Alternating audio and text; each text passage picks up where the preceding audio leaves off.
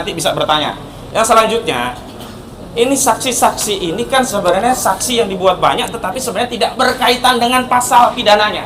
Ini kan 263, ya. 266. Harusnya jelas ada saksi yang menyerangkan, oh iya Pak Budi dulu membuat dokumen palsu, oh dia Pak Budi itu memasukkan keterangan palsu, oh iya Pak Budi dokumennya bentuknya ini. Tadi ditanya kepada ini si lurah ini, nggak tahu, nggak pernah ada korespondensi ke Pak Budi, tidak pernah ada surat keterangan yang diminta oleh Pak Budi atau dibuat oleh Pak Budi, atau minimal ada orang yang disuruh oleh Pak Budi untuk membuat keterangan yang dimasukkan dalam dokumen. Semuanya tidak tahu. Semuanya tidak tahu. Harusnya di awal itu jaksa memastikan, karena unsur 263 dan 266 itu adalah pemalsuan atau memasukkan keterangan palsu sehingga satu akta otentik itu bisa bernilai. Harusnya jelas ini aktanya. Kemudian saksi menjelaskan, ini loh kemarin Pak Budi tanda tangan di sini padahal nggak ada orang ini. Ini loh istrinya ikut-ikut menyiapkan dokumen ini. Kenapa? Karena dokumen ini sebenarnya palsu. Dan yang paling penting 263 itu harus ada dokumen pembanding. Kalau Pak Budi dianggap memalsukan surat-surat yang asli mana? Nah. Bismillahirrahmanirrahim. Assalamualaikum warahmatullahi wabarakatuh. Alhamdulillah kita baru saja sidang, dan setiap fakta-fakta persidangan itu semakin memberikan keyakinan, bukan hanya bagi kami yakin juga akan memberikan keyakinan pada hakim bahwa klien kami terdakwa Pak Budi dan istri ini tidak bersalah, tidak terbukti secara sah dan meyakinkan. Bahkan dalam fakta persidangan tadi ada keterangan-keterangan yang sebenarnya dalam hukum tidak diperkenankan, tidak bernilai, atau yang kita sering sebut dengan testimoni de auditu, di mana lurah tadi ya, Pak Purba tadi dari Lurah Cengkareng Timur ya, mengutip satu data-data yang data-data itu justru memberatkan klien kami, sehingga seolah-olah perkara ini menjadi sempurna, dakwaan ini menjadi sempurna, padahal rujukan data-data tadi hanya dari komputer yang diinformasikan dari stafnya, dan terbukti stafnya tadi ditanya diperiksa enggak dalam penyidikan, tidak pernah diperiksa. Ini kan berarti kola wakila, dan dalam hukum ini namanya testimoni de auditu, tidak bernilai secara hukum.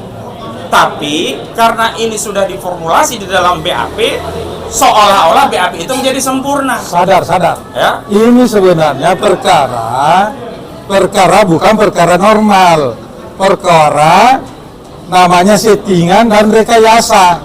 Yang lucu, di polisi tidak ditahan loh. Oh, kok justru di kejaksaan menahan, pengadilan menahan, ada apa?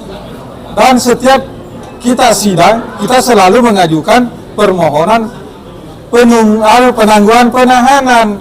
Nah, ini yang saya khawatir tadi, yang saya sampaikan, jangan sampai majelis ini ya ikut berdosa, ikut dalam settingan ini, karena rata-rata perkara yang tersangkanya, terdakwanya ditahan, benar atau tidak benar, sal terbukti atau tidak terbukti, tetap diputuskan bersalah dan dihukum minimal jasanya percobaan untuk mengimbangi dosa-dosanya menahan orang yang tanpa salah, jadi tanpa bukti.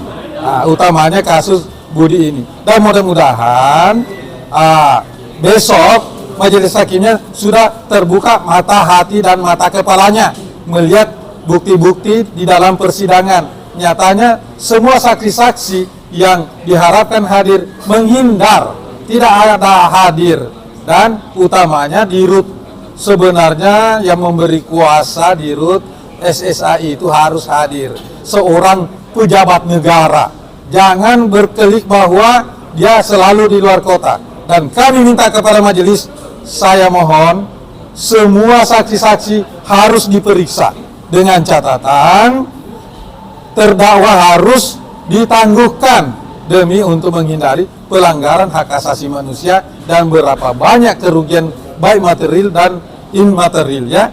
Nah, itu yang harus kita cermati. Nah, bagaimana pendapat? Ya, saya lanjutkan tuh yang pertama, ada testimoni de auditu yang dijadikan dasar-dasar untuk melengkapi berkas, padahal dalam KUHAP itu jelas yang namanya saksi itu adalah orang yang melihat, mengalami, dan merasakan sendiri, mendengar sendiri, bukan mengutip keterangan dari staf, dan apalagi staf tadi juga mengutip dari komputer yang tidak bisa dijamin apakah kopiannya benar, apakah ada rujukan dokumen asli, dan harusnya staf tadi juga dikonfirmasi, diperiksa ulang oleh penyidik untuk memastikan keterangan yang dikutip dari staf itu memang benar. Kalau tidak, saya khawatir ini akan terjadi peradilan sesat karena keterangan-keterangan yang diambil bukanlah keterangan sebagaimana diatur dalam KUHP, yakni keterangan yang dilihat, dialami dan didengar sendiri oleh saksi. Itu yang pertama. Yang kedua, dalam proses hukum itu harus ada pelapor yang menjadi korban dan harus diperiksa langsung. Nah, kalau ini kaitannya dengan undang-undang persoalan terbatas, maka yang punya wewenang bertindak untuk dan dalam keluar pengadilan yang memberi keterangan itu harus direktur langsung. Ya, Undang-Undang 40 tahun 2007 jelas harus direktur, tidak bisa diwakili.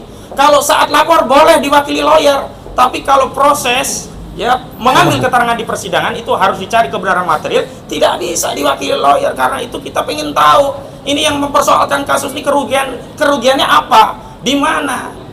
Dan dia harus hadir, tapi kalau dia nggak hadir nggak apa-apa juga Bang, berarti tidak terbukti unsurnya nanti. Ini kita harus sadari Ya. bahwa ini mafia tanah cara-caranya merampok Nah, nanti kalau tanah sampai dia masyarakat, tidak bisa ya. hadir, berarti Ya. konfirmasi ini mafia. Mafia. Dia bisa menggerakkan unsur-unsur kekuasaan dalam ini aparat penegak hukum meskipun dia tidak hadir. Enak sekali katanya negara kita negara hukum, Ya. kedudukannya sama di muka hukum.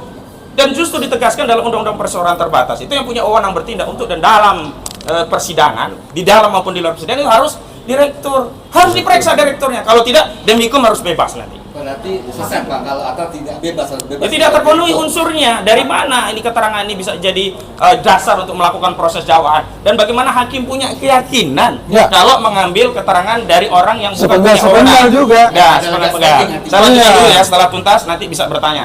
Yang selanjutnya, ini saksi-saksi ini kan sebenarnya saksi yang dibuat banyak, tetapi sebenarnya tidak berkaitan dengan pasal pidananya. Ini kan 263, Ya. 266. Harusnya jelas ada saksi yang menyerangkan, oh iya Pak Budi dulu membuat dokumen palsu, oh dia Pak Budi itu memasukkan keterangan palsu, oh iya Pak Budi dokumennya bentuknya ini. Tadi ditanya kepada ini si lurah ini, nggak tahu, nggak pernah ada korespondensi ke Pak Budi, tidak pernah ada surat keterangan yang diminta oleh Pak Budi atau dibuat oleh Pak Budi, atau minimal ada orang yang disuruh oleh Pak Budi untuk membuat keterangan yang Tiga dimasukkan dalam saksi, dokumen. semuanya tidak tahu. Semuanya tidak tahu. Jawabnya Harusnya tidak di tahu. awal itu jaksa memastikan, karena unsur 263 dan 266 itu adalah pemalsuan atau memasukkan keterangan palsu sehingga satu akta otentik itu bisa bernilai. Harusnya jelas ini aktanya. Kemudian saksi menjelaskan, ini loh kemarin Pak Budi tanda tangan di sini padahal nggak ada orang Ya. ini.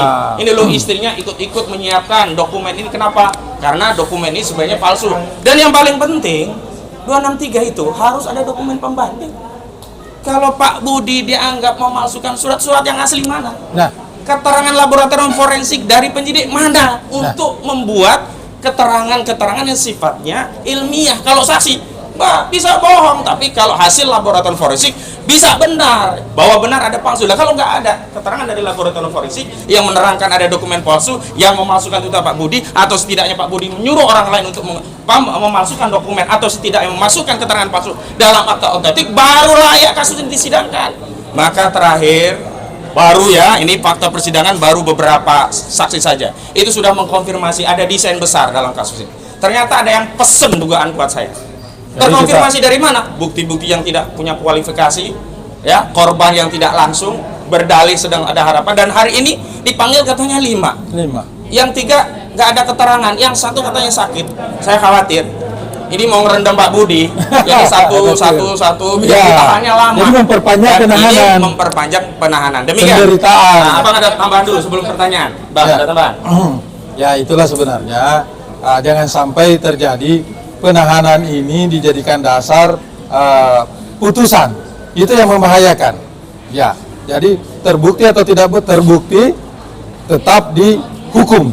Karena sudah kadung-nahan kan? Sudah kadung-nahan. Apa yang harus dilakukan kepada hakim kalau fakta persidangan jelas-jelas tidak meragukan apa yang dimiliki oleh Pak? Sebenarnya hakim itu di antara pertimbangan bahwa dia bisa mengabulkan penangguhan penahanan itu melihat fakta persidangan. Kalau dalam fakta persidangan itu tidak meyakinkan, hakim kan harusnya punya sikap batin. Oh, yakin sebenarnya ini tidak salah, tapi harus tetap proses dalam persidangan. Sehingga semestinya dia sudah bisa mengambil kesimpulan dari beberapa keterangan saksi tadi untuk mengabulkan penangguhan penahanan. Apalagi sudah ada jaminan tidak akan lari, tidak akan menghilangkan barang bukti, dan tidak akan menghilangkan melakukan tindak pidana. Anggota DPS memberikan jaminan. Bahkan ada jaminan dari anggota DPR. Dan semua lawyer memberikan jaminan. Kan tadi negara Ada salah, sertifikat juga diberikan jaminan. Kurang apa? Makanya saya tanya tadi majelisnya.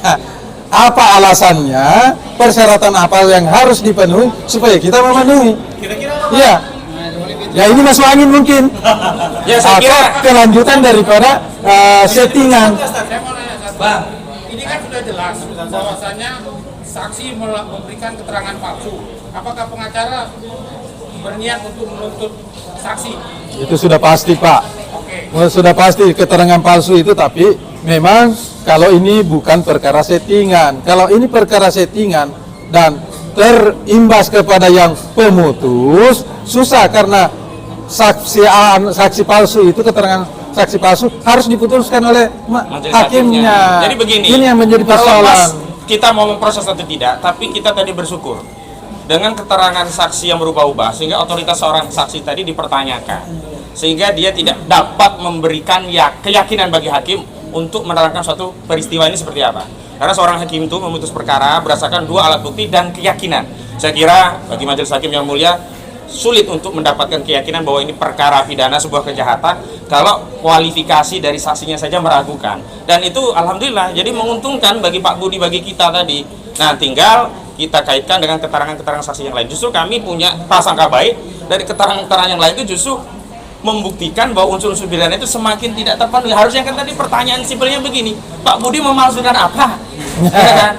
Saksinya Pak Lurah misalkan, iya Pak Budi memalsukan. Kalau tidak memalsukan, menyuruh orang ya mengirimkan data palsu misalnya. Apa faktanya? Kan nggak ada. Nah, yang paling penting tadi kalau memalsukan aslinya yang mana, dan kemudian ada uji laboratorium forensik terhadap dokumen. Karena 263 itu berkaitan dengan dokumen harus ada uji. Jangan sampai hanya keterangan kola wakila. Nah, yang penting orang lalu dihukum. bukan surat bukan dibandingkan surat palsu dengan surat palsu. Ya, jadi ingat ijazah Jokowi saya jadinya. Gimana dampaknya Bang? Saksi nggak pernah. Nah, sebentar, satu dulu, ini dulu. Oke Pak, dampak politiknya atau dampak penegakan hukum di Indonesia ke depan, jika kasus yang saksi-saksi itu demikian lemah, Pak Budi tetap dihukum. Dampak Ya. seperti apa? Saya jawab ya. Kalau Pak Budi tetap dinyatakan bersalah ya tanpa ada dasar, ya sebagaimana dengan fakta persidangan, ini sangat membahayakan. Bisa nanti masyarakat itu main hakim sendiri dan bunuh-bunuhan sesuai dengan kata-kata Jokowi, dan ini akan terjadi, tidak bisa tawar-menawar. Kalau hukum sudah tidak dipercaya lagi, penegak hukum tidak diharapkan lagi untuk menegakkan hukum secara baik dan benar, ya pasti bunuh-bunuhan nanti. Ya itu, lihat saja, lebih baik sekarang majelis hakim menjadikan contoh atau window, pintu untuk membuka tabir melawan mafia tanah di seluruh Indonesia. Baik, silakan. Saya tanya satu lagi. Satu-satu ya, Dari satu-satu. 3 kali sidang, penggugat menjanjikan. Bukan penggugat ya, pelapor ya. Pelapor. Ya, pidana ini. Saya baca di bawahnya penggugat. Jadi Itu karena sidang perdata, ya pelakatnya aja. 3 datang 1, 3 datang 1, besok 5. Kalau yang datang cuma 1 atau tidak ada yang datang, penasihat hukum akan melakukan tindakan apa? Tuntutan apa terhadap majelis hakim?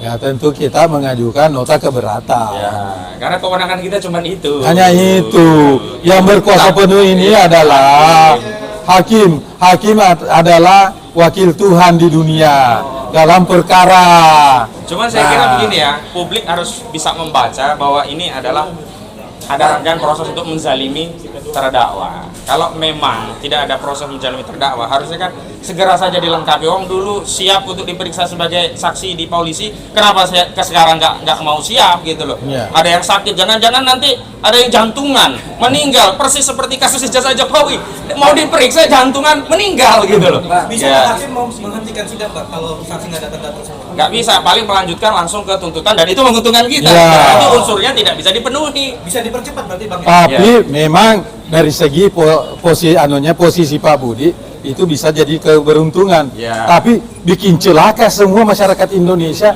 yang nanti akan dirampas tanahnya, dikriminalisasi semuanya. Itu yang membahayakan.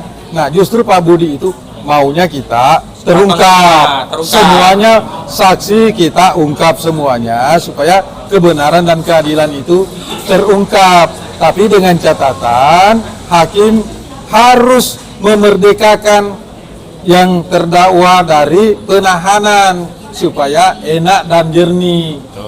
Tidak mempersulit persidangan justru majelis hakim yang mempersulit jalannya persidangan karena harus jemput istrinya, harus jemput suaminya, digabungkan dengan narapidana yang lain. Nah, ini sama saja mempersulit. Padahal sebenarnya tujuan penahanan itu agar tidak mempersulit jalannya pemeriksaan perkara, baik di persidangan maupun di penyelidikan, ya kan gitu. Nah, di penyelidikan dan penyidikan tidak ditahan. Loh, Ada masalah juga ya. apa yang mau Nggak kabur diragukan juga ya, sebenarnya? nggak kabur juga. Tidak kabur. Kita sebagai masyarakat ini kan gergetan ya. Bagaimana kalau ini kebetulan SSA ya, kita kenal sebagai jadi termasuk konglomerat atau termasuk Naga 9 ya. Kalau begini caranya ya, mereka sudah melakukan hal yang merugikan dan saya jujur mau ada forensik dari data-data Pak Budi. Kita tidak yakin bahwa Pak Budi itu melakukan suatu pemalsuan, itu tidak mungkin. Nanti apakah bisa kita lakukan pada semacam itu seenaknya? Jadi begini, sekarang kan kewenangan untuk membuktikan ada pada jaksa. Dan sebenarnya adalah keliru kalau itu tidak diperkuat dengan adanya uji laboratorium forensik karena ini terkait pemalsuan.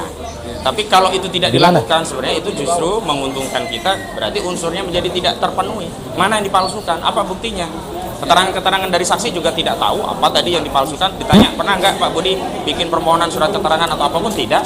Berarti kan tidak ada terlibat dari tindak pidana apapun gitu. Kalau ada semestinya saksi mengatakan, ini orangnya, dia dulu bikin dokumen itu nggak benar, dokumen di saya ini loh yang asli, itu dokumen yang dipegang dia, yang dibuat dia, yang nyuruh anak buah dia, itu semua palsu. Kan nggak ada. Nah, ini hanya cerita-cerita tentang riwayat tanah, tentang dia dulu jadi lurah di Cengkareng Timur, Barat, kemudian pindah Cengkareng Timur, yang nggak ada korelasinya dengan inti persoalan. Dan justru itu semakin mengkonfirmasi memang Pak Budi tidak bersalah dan harusnya dibebaskan. Begitu ya? Cukup ya? Ya, makasih. Assalamualaikum warahmatullahi wabarakatuh.